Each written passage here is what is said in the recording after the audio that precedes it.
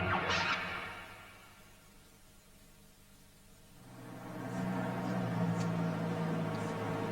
mean, it's a great aeroplane for tight turning. It's not a difficult aeroplane to fly at all. It built up an aura that has never been achieved by any other aircraft in world history. The Spitfire has got all the credit because of all this romantic mythologizing, but actually it was the humble old Hurricane that carried the day. It seems to stand out more than the Hurricane, actually, doesn't it, the Spitfire? It's all about the Battle of Britain, as far as I'm concerned, yeah. This small fighter is possibly the most vital weapon that Britain in all its long history has produced. It's a Spitfire. In June 1940, one of 700, it will soon be lost in the first decisive battle to be fought in the air, the Battle of Britain.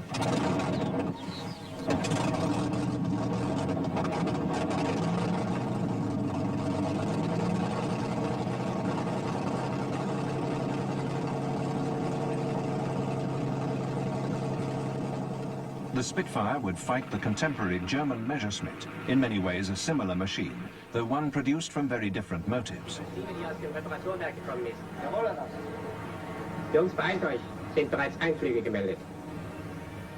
To date, they had hardly tested each other. In a matter of weeks, the courage and skill of the young pilots, the technology, the ability of designers and engineers of both countries would all be tested to the ultimate limit.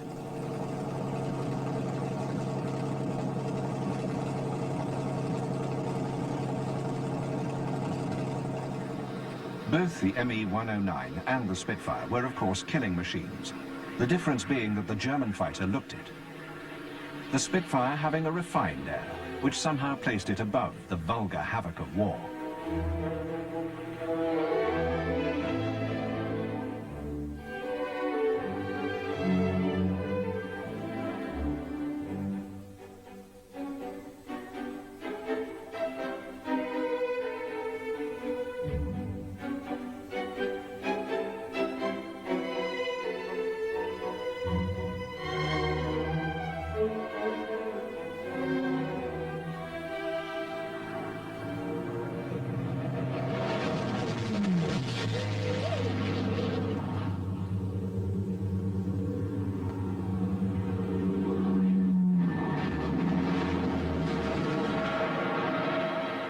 Then came the 10th of May and Blitzkrieg.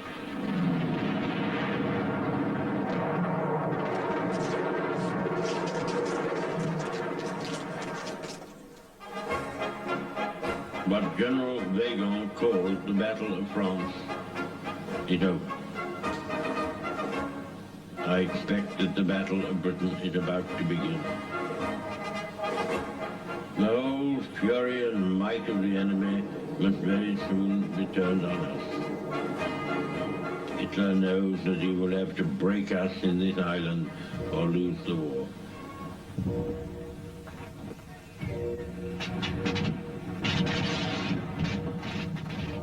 The Battle of Britain, fought during the long summer of 1940, is to be the first attempt at subjugation by air power alone.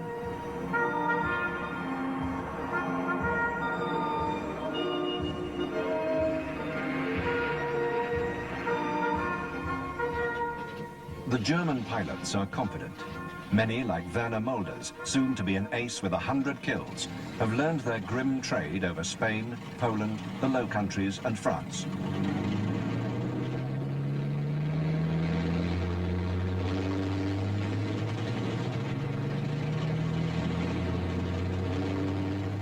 The 15th of August, 1940, Adler Tag, Eagle Day. Over 1,200 fighters rise like mayflies from the meadows of northern France.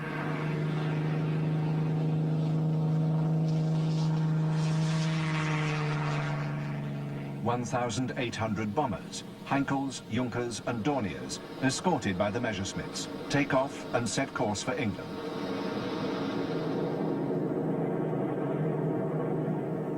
The RAF, though outnumbered, has the benefit of radar and accurate ground control.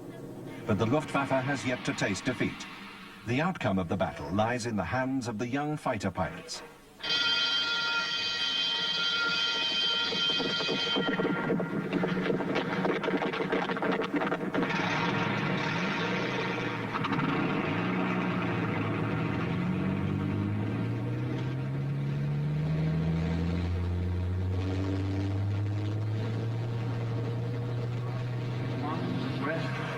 1187, sugar 1187, 4810. Intercept range 46. I got my sights onto one bomber and gave him a long burst. Concentrated my fire on him, and he went down in flames. There's a dogfight going up there. There are 4, 5, 6 machines. They started chasing us. We were chasing them. In and out of the clouds. A flash and a puff of smoke and bits of debris, When I got in a lovely burst of machine gun fire. This shook the German pilots so much that they immediately broke formation. Oh, boy, I've never seen anything so good as this. The RAF fighters have really got these boys here. What a sight and what a scrap. shots from my guns. He blew up. One of my tracer bullets must have hit his petrol tank. Oh, boy, look at them going. And look how the mission... Hey, that is really grand. And there's a Spitfire just behind the first two. He'll get them. The RAF is not smashed. The invasion postponed indefinitely. A legend is created. The legend of the RAF fighter pilots, peacetime playboys, who flying a dwindling handful of Spitfires against impossible odds, have saved the free world by routing the Luftwaffe in its pomp. The gentlemen have defeated the players. All the boys back? Yes, sir, except Max, sir. He had to bail out. But what about you? You all right? Did you get anything, sir? Yes, I got a hang up, but wait till I get out of here and I'll give him my report. Gosh, he's lost them all. Yeah. The one we got back, didn't it? I saw him crash into the sea and the crew got away in a rubber dinghy. Swell, that's 111 definitely destroyed. Sir, 3 of them got away in a boat. Here. By the way, sir, Wick is claiming to have destroyed a 215. Air Ministry communique. The biggest bag yet. 185 enemy aircraft shot down. The figures from both sides are proved to be exaggerated. Nevertheless, the RAF has won a famous victory, if only by the most narrow of margins, during 116 days in 1940. Curiously, although the pilots, the few Churchill will call them, are honoured, it is the Spitfire fighter which, like the longbow and Nelson's wooden walls, is to become the symbol of Britain at war. It will be useless for historians to point out that there were in fact more Hurricanes flying in the battle. Hurricanes equipped 29 squadrons, Spitfires only 19. Or that Hurricanes shot down 3 times as many enemy aircraft. The image of the Spitfire has captured the imagination of the public. For following the Battle of Britain, Spitfire funds are organised in every town and village in the country. Never a Hurricane fundraising. During the battle, as Luftwaffe losses mounted, even the Germans seem to be accepting the legend of the invincibility of the Spitfire. General der Flieger Dolfo Galland. Goering came out to our airfields in France. He was mad at us fighter pilots because we did not succeed in giving sufficient defense to our bomber squadrons against British fighters. When Goering asked me what he could do about it, I replied, "Get me Spitfires for my wing." Such is the legend. What are the facts? During the Battle of Britain, the Luftwaffe losses were 1,733 aircraft destroyed and 643 damaged. The RAF had claimed twice the number. The RAF have lost 915 aircraft in combat, 402 of them Spitfires. The Germans have claimed over 3,000, a figure far in excess of the total RAF fighter establishment.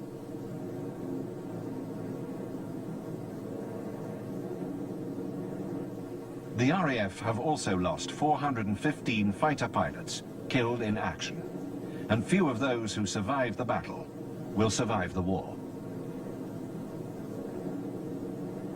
Contrary to legend, during the battle, the RAF was never short of either Spitfires or Hurricanes. The shortage was pilots. Again, contrary to legend, many of the pilots were sergeants.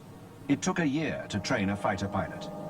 Training was intensified, and many pilots were transferred from the Fleet Air Arm and converted to fly Hurricanes. RT to receive. Switch on undercarriage lights. Put petrol on reserve.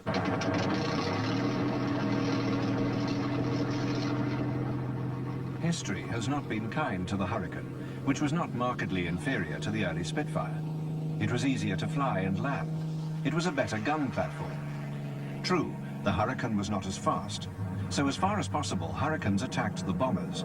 The faster and more agile Spitfires took on the fighters.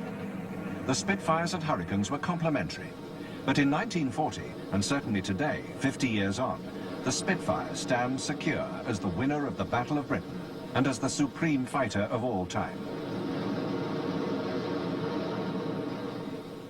In permanent celebration of the 1940 victory, Spitfires were used at many RAF stations as gate guardians. Now, they're glass fiber replicas. The Spitfires which used to stand at the gates have been brought in from the cold, either for restoration or to donate components to keep the immaculate airshow queens of the RAF's Battle of Britain memorial flight airworthy.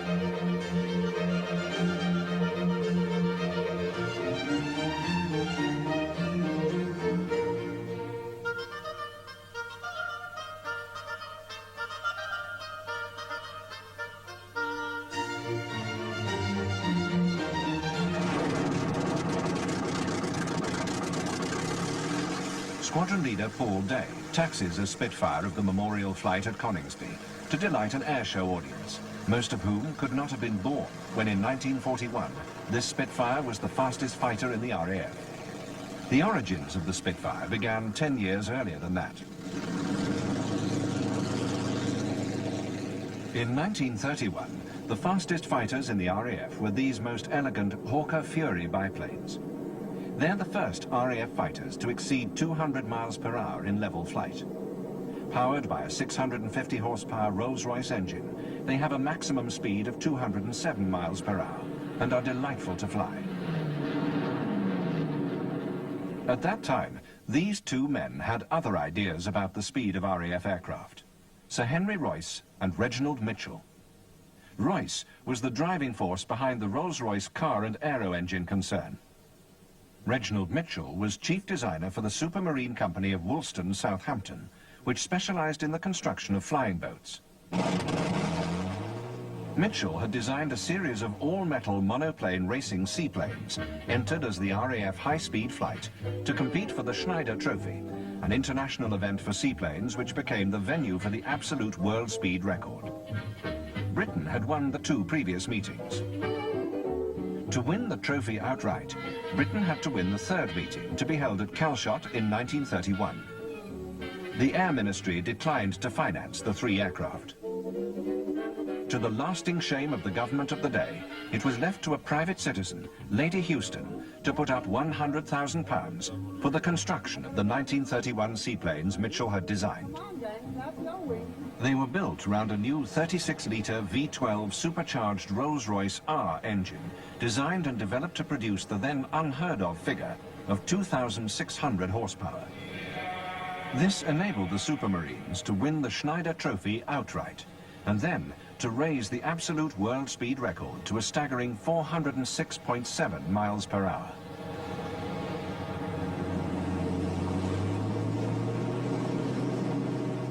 The Supermarine was not the prototype for the Spitfire. Impressive though the performance of the seaplanes had undoubtedly been, they were in no sense practical aircraft. The Sprint engines had to be stripped and overhauled after every 5 hours running. In 1931, none of the RAF's grass airfields would have been large enough for them to take off as land planes. The experience gained enabled Mitchell to design and build a monoplane RAF fighter. It was unofficially called Spitfire and flew in 1934. However, the performance was disappointing. That Spitfire was to end its days as a gunnery target.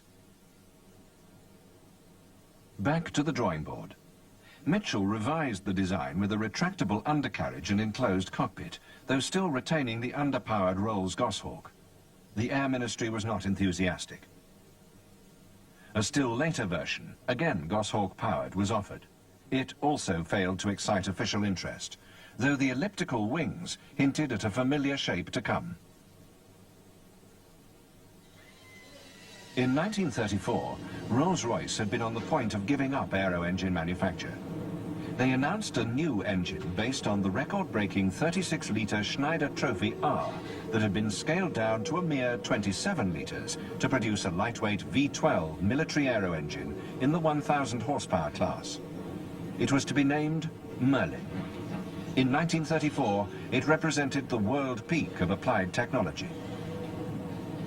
Excited by the promise of this powerful new Rolls-Royce engine, Mitchell proposed in 1935 a final revision of his rejected monoplane.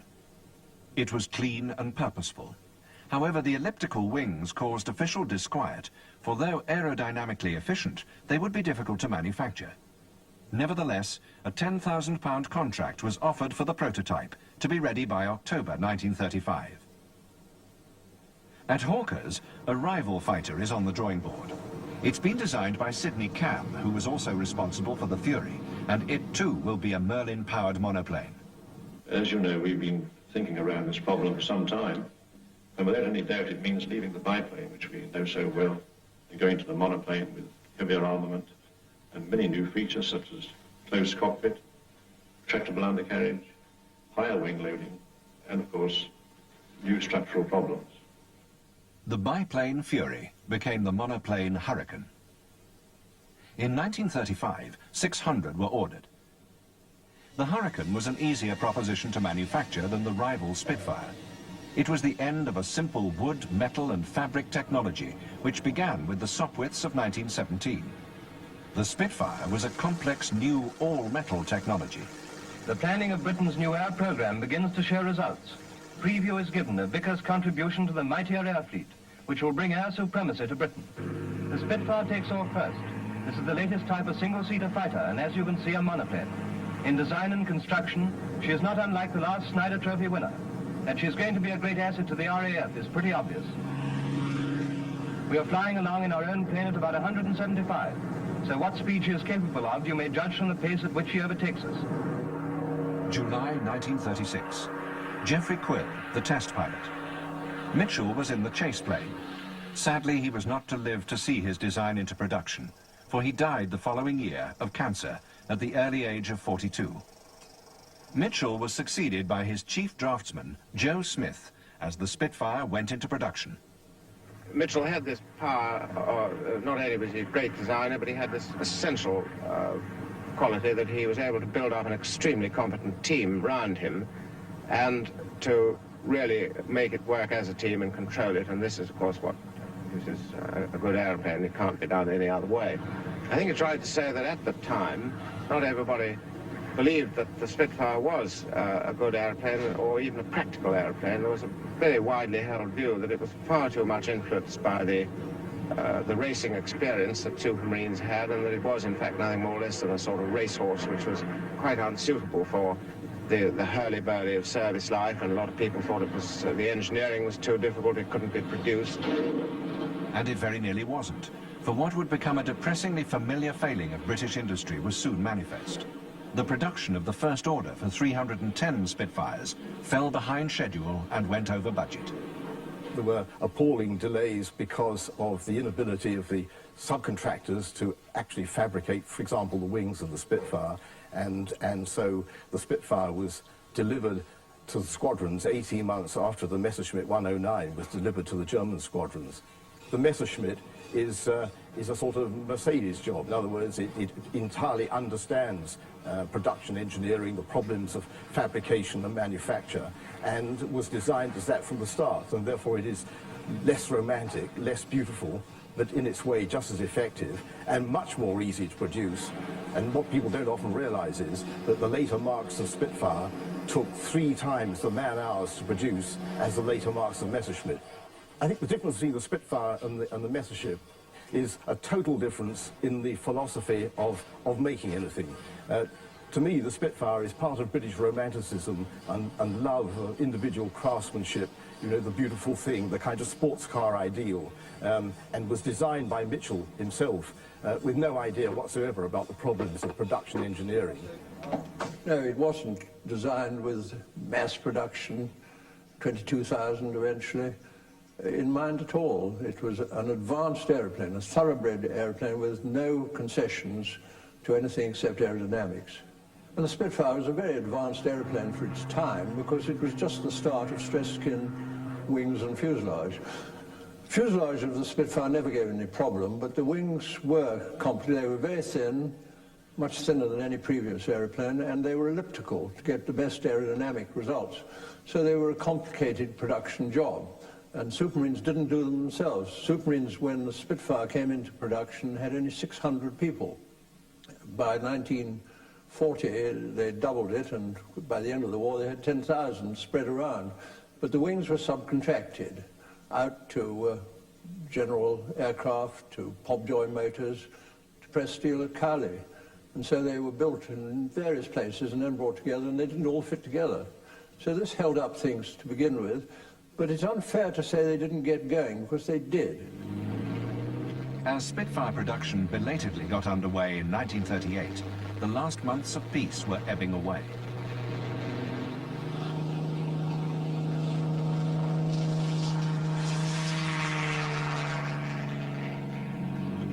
In a blaze of propaganda, the German Messerschmitt 109, the fighter which would soon challenge the Spitfire, breaks the world landplane record at 379 miles per hour.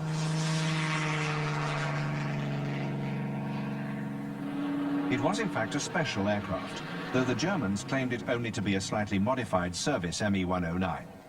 The record-breaking pilot was an engineer, Dr. Hermann Wurster. The Luftwaffe began serious training as soon as Hitler came to power. The pupils were handpicked and learned to fly the Messerschmitt, a professional's aircraft. There were no weekend biggles here. It was not until July 1938 that 19 Squadron converted from Gauntlet biplanes to become the first RAF Spitfire Squadron. The CO? Squadron leader Eilif Cousins. The squadron morale wasn't exactly high because, after all, the Gauntlet wasn't fast enough to run away from the Messerschmitt. And so, after a certain amount of wheeling and dealing with fighter command, I managed to get the first allocation of the Spitfires. And I collected one and so on. And the great point was,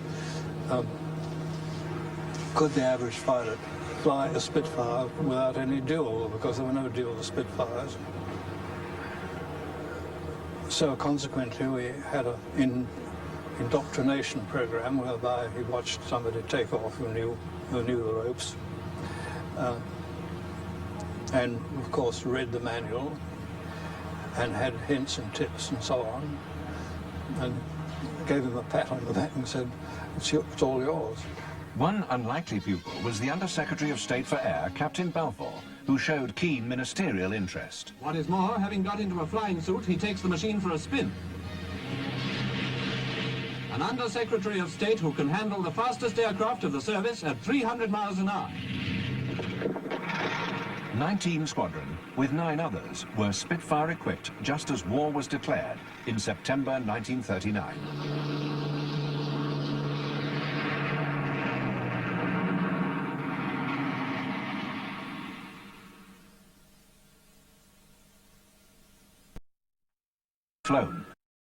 Flown. Was it as good as legend supposes? 8 guns were fired by a simple button on the pilot's control column. The reflector sight worked on a Victorian music hall illusion known as Pepper's Ghost. There were 4 guns in each wing, .303-inch Brownings, each with around 300 rounds. Belted and fed from boxes to enable the fighter to be quickly rearmed in battle. A good ground crew could rearm and refuel a Spitfire in under 8 minutes. During the Battle of Britain, 30 Spitfires were armed with 2 20mm Hispano cannon, but the thin wings had to have bulged fairings to accommodate the bulky cannon magazines.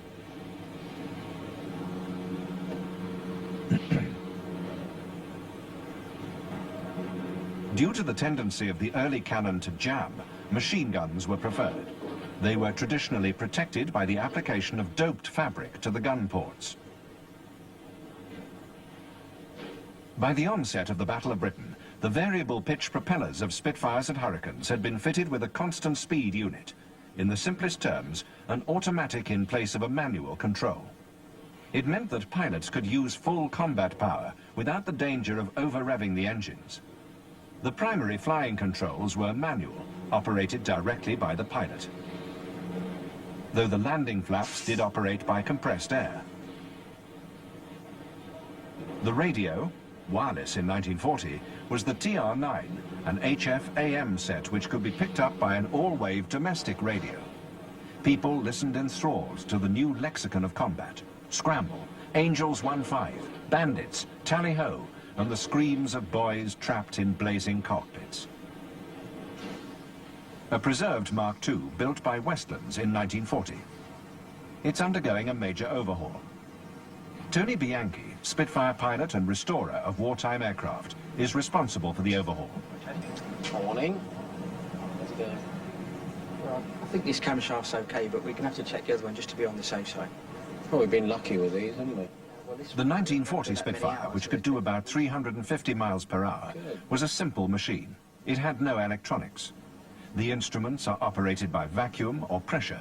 The fuselage, a hollow alloy tube. Were these formidable fighters well engineered? Generally, they're well-made aeroplanes. You find a few things on them which aren't very nice, but you can't really tell whether that's in manufacture or the work of a repair station. The real heart to the aeroplane is the Merlin engine, which was fitted in the Hurricane and the Mustang, and it's got more than adequate power, largely due to its excellent supercharging, and the ideal thing is to have a properly supercharged engine with a carburetor, which is exactly what this is, and it started off at, what, 1,000 horsepower and eventually doubled in power. But what was the Spitfire like from the pilot's point of view? Squadron leader Paul Day, a jet fighter pilot who also flies the Spitfires of the RAF's Memorial Flight, assesses a 1940 Mark I, which actually fought in the Battle of Britain.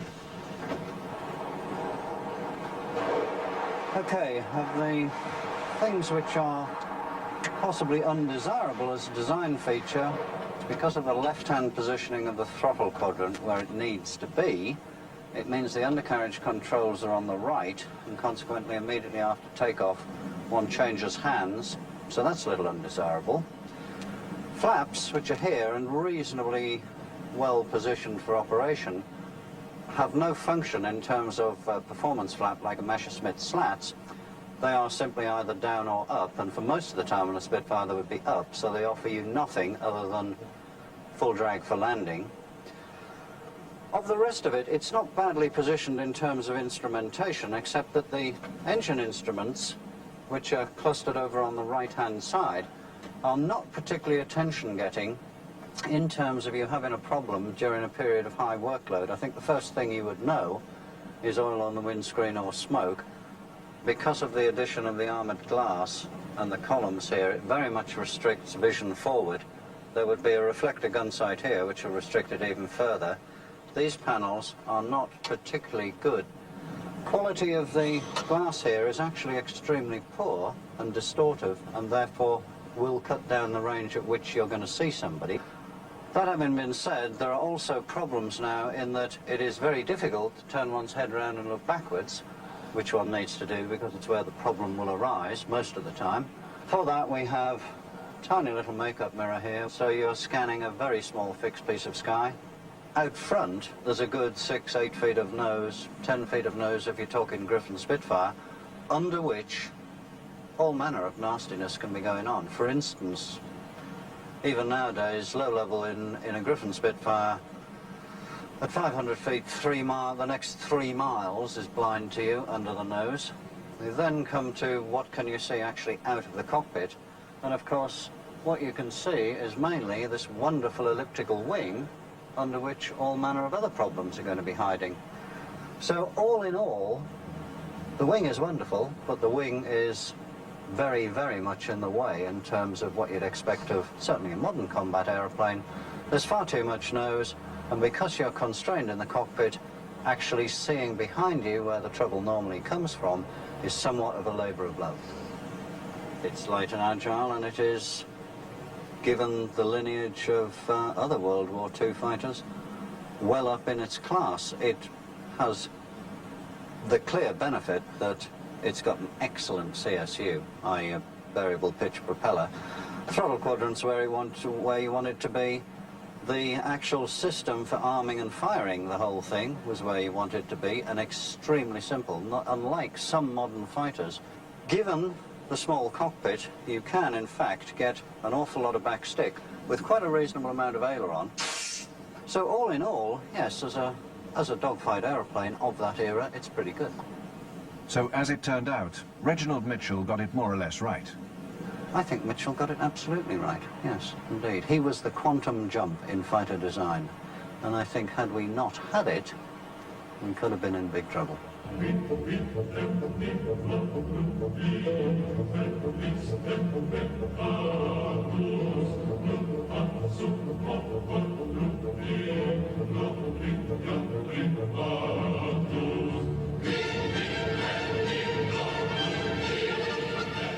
ME-109G, the Gustav, captured after the Battle of El Alamein in 1942, stored for many years, nearing end of 16-year rebuild to be the only airworthy original wartime 109 of 33,000 built.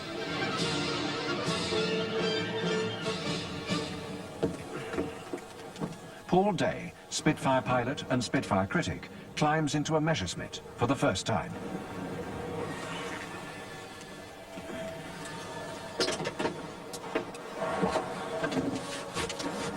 Well, good grief.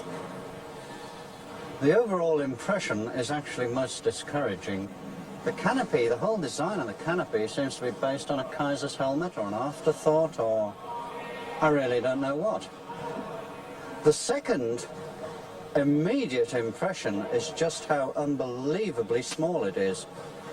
It is probably a good 25% less working room even than a Spitfire, which surprises me, given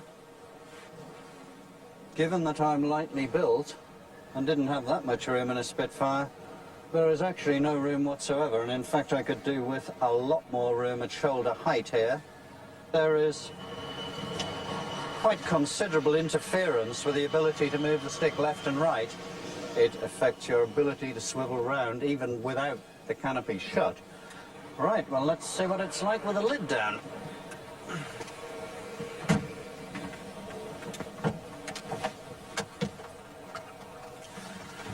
Well, well, this certainly isn't for the squeamishly claustrophobic. Even with no helmet and with a relatively low seat cushion, head is already against the top of the canopy, so-called canopy. Fairly obviously, the first thing that takes you is just how little room. It is probably, it's a good 100% worse than the problem of turning round to look behind you in a Spitfire. The view forward, well, is almost all either Krupps of Essen or 2 inches of armoured glass. It's impossible to fly this aeroplane with the canopy open, which accounts for the provision of the sliding side windows, which is fine. However, as it has no side door either, then the consequences of crash landing coming to rest upside down are fatal, undoubtedly. Okay, let's do a bit more weightlifting on what is actually a very heavy canopy, which I wouldn't care to have drop on my head or wrestle with in a baylight situation, and take a look at what, to be fair to the aeroplane, are some features in the cockpit which I actually like. Starting on the left, the elevator trim wheel is perhaps a bit too big, but nicely positioned and businesslike. Throttle quadrant is nice, throttle friction is nice, it's all businesslike, well to hand, and of course that allows sufficient space for what is perhaps the best comparative feature cockpit-wise between the 109 and the Spit, in that the undercarriage controls are nicely to hand just in front of the throttle controls and do not require that one changes hands immediately after takeoff. Blind flying panel, given that it's not particularly familiar to me, looks okay, and I particularly like the artificial horizon one can cage it and thereby keep it from damage, toppling during heavy manoeuvre, or possibly even fast-direct it afterwards. It's a much more business-like instrument than Spitfires. There is then, of course, the breech of the cannon, which fires through the spinner, which seems to take up quite inordinate amounts of room. The engine gauges and fuel gauge, quite reasonably easy to read. But other than that, it's... I must return to my previous verdict on it. It is unbelievably small, unbelievably cramped, and I certainly wouldn't care to go to war in it, given the knowledge that the opposition was equipped with a Spitfire. I think it's terrible.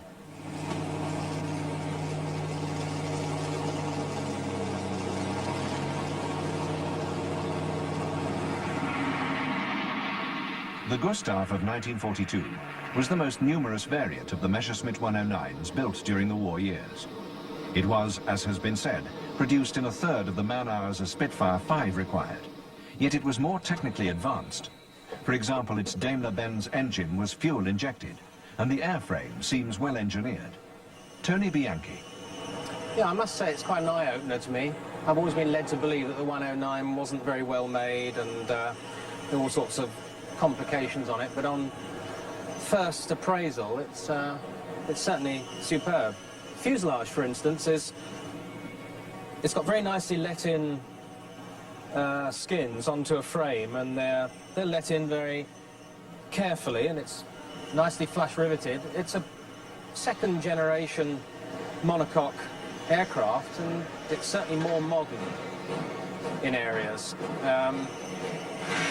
The skinning on the Spitfire is rather old-fashioned in various areas, and it's quite complex as well. This is a lot more simple.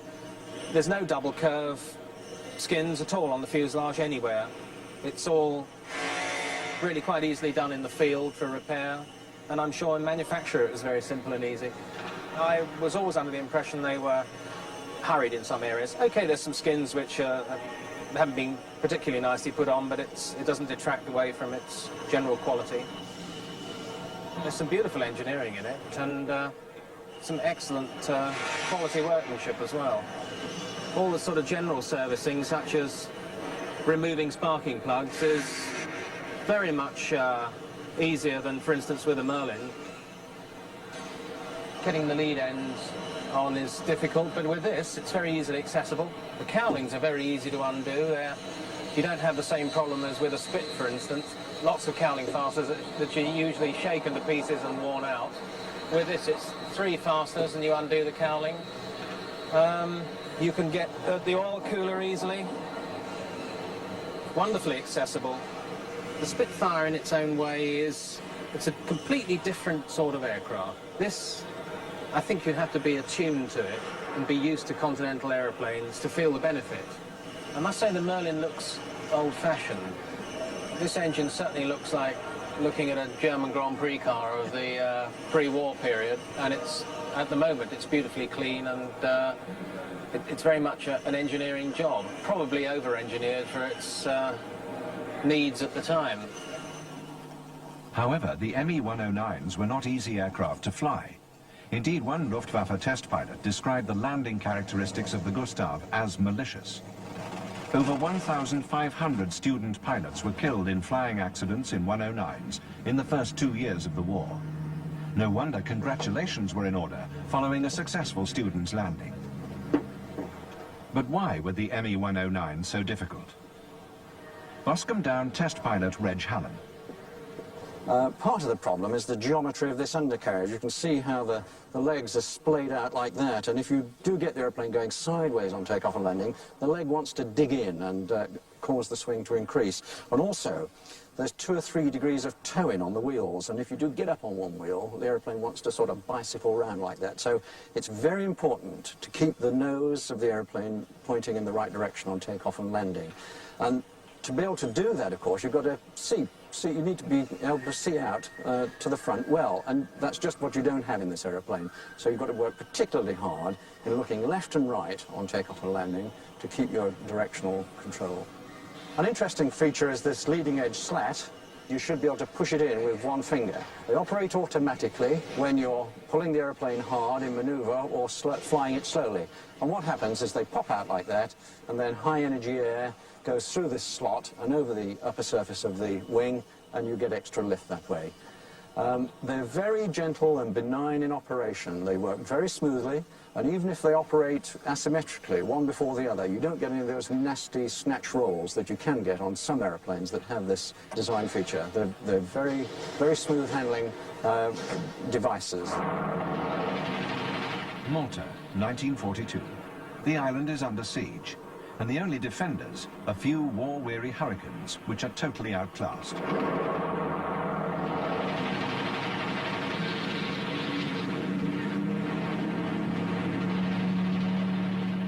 Spitfire 5s were flown from carriers, and Malta became a repeat of the Battle of Britain. This unique gun camera film shows a Spitfire 5 caught over Malta, outturning its German opponent under relentless fire to emerge unscathed.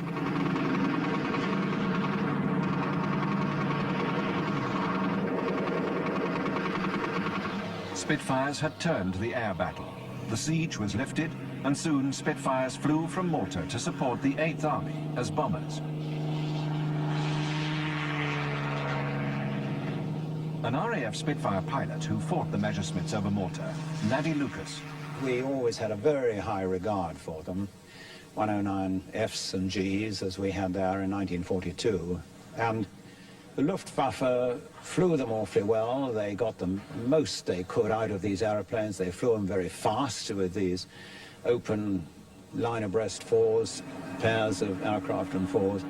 And they were really very good indeed, but I don't know that any of our fellows would have preferred this to a Spitfire 5, which is what we had then. And of course, later on you got the Spitfire 9, which was a wonderful aeroplane. But on the whole, the thing, as you know very well, went from one aeroplane to another. One side got the ascendant, and then the other passed to the other, and so on. And this aircraft, which lasted throughout the war, was an exceptionally good aeroplane. I don't think there's any question of it.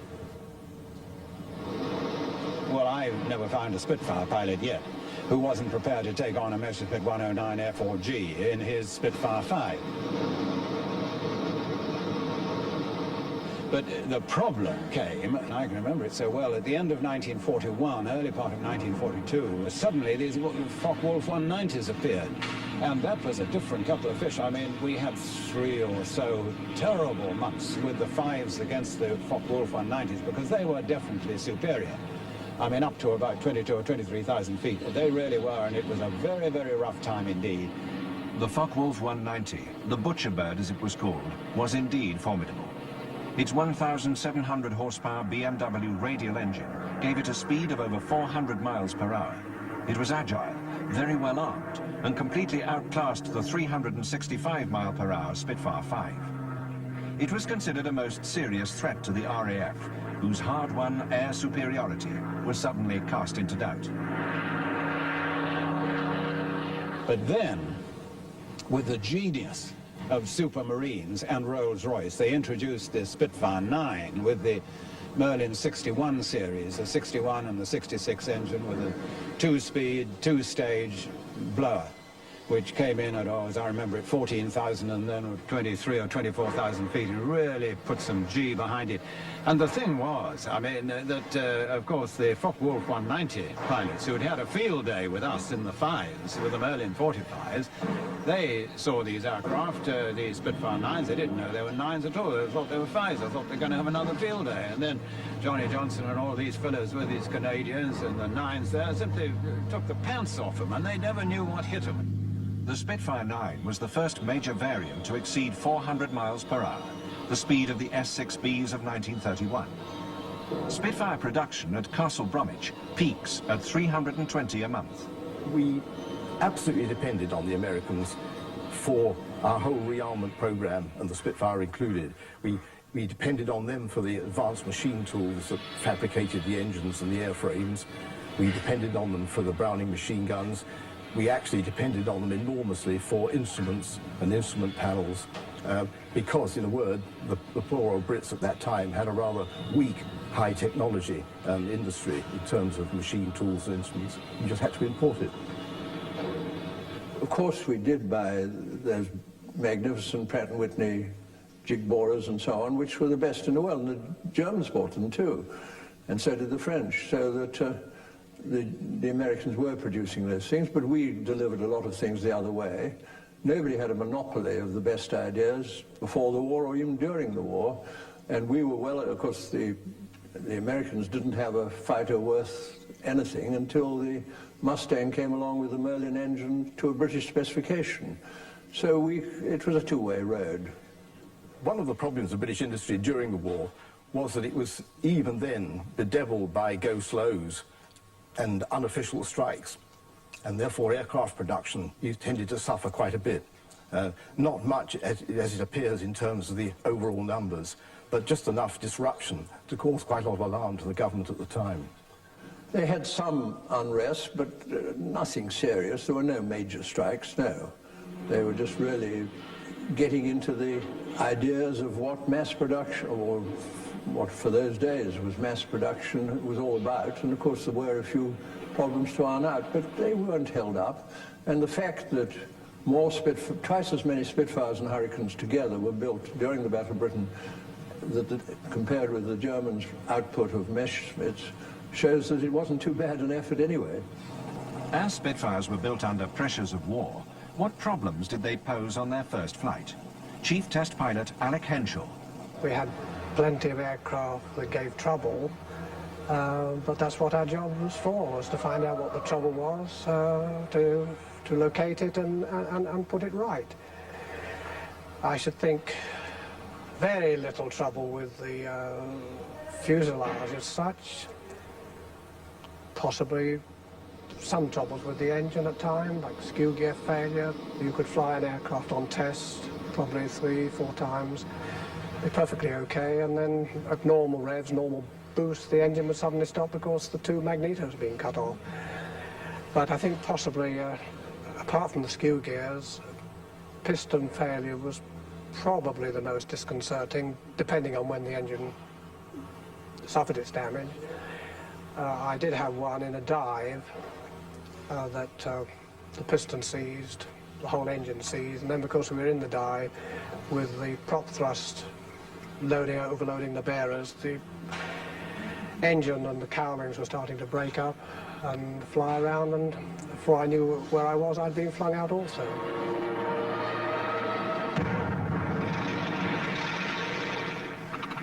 Spitfires flew in every theatre throughout the war. Long-range versions flew photographic reconnaissance to record post-raid bomb damage and to locate targets for fighter sweeps over northern France, with hundreds of Spitfires attacking targets of opportunity as a prelude to invasion.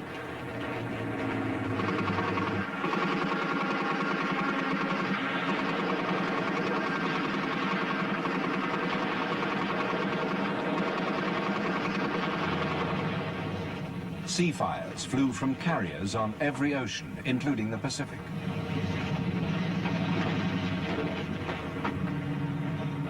There were, of course, pretenders to the throne, the North American Mustang. The early versions, however, were confined by the poor altitude performance of their American Allison engines to a low-level ground attack role.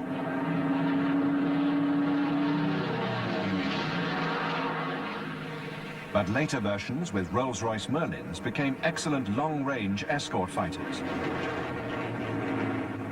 Hawker Tempests, with their complex 24-cylinder Napier Sabre engines, were used against the first jets, the V-1 flying bombs, as were Spitfires.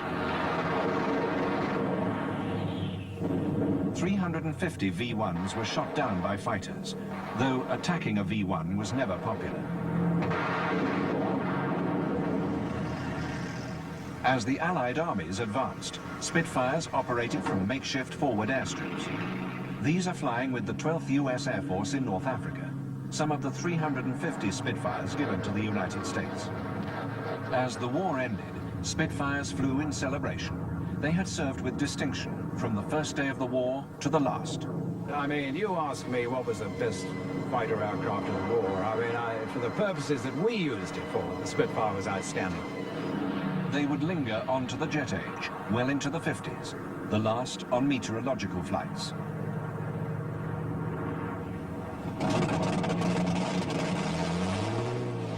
Their day is done, though 3 Spits will be kept by the RAF for Battle of Britain flypasts, commemorating the battle they did so much to win. The rest were scrapped.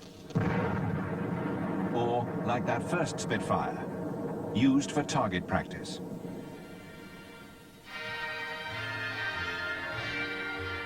But no more. Any Spitfire is now pure gold.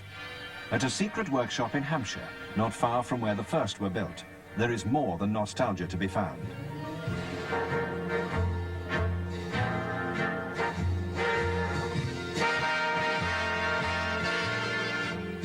In these workshops, skilled men are building and rebuilding by hand Spitfires for customers across the world. There's a long waiting list, and they cost a good deal more than the wartime price of around £6,000. Strangely, the name Spitfire was disliked by Mitchell. Bloody silly, he called it. An alternative seriously considered was Shrew. Hurricanes and Shrews? Shrew Fund? A squadron of Shrews? We could have lost the war.